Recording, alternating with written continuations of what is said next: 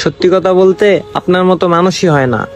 নিজের শাশুড়ির মার জন্য নিজের কানের দুল খুইলা দিলেন। তুমি এত কথা বলে আর সময় নষ্ট করো না, তাড়াতাড়ি এগুলো বিক্রি করে গ্রামে চলে যাও আর মায়ের চিকিৎসা শুরু করাও। ঠিক আছে ভাবি।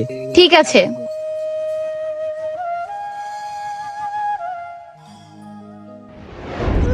কি ব্যাপার, বিশাল আমাকে বাসায় নিয়ে গিয়ে এখানে আসতে বললো।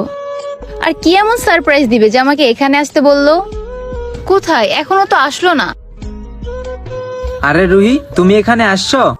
হ্যাঁ, তুমি না আমাকে কি একটা সারপ্রাইজ দিবা, সেজন্য অপেক্ষা করতে বললা। কখন থেকে ওয়েট করতেছি। আরে তুমি বুঝতেছো না যেটার জন্য তুমি এতদিন ওয়েট করলা, সেই সারপ্রাইজটাই আজকে তোমাকে দিব।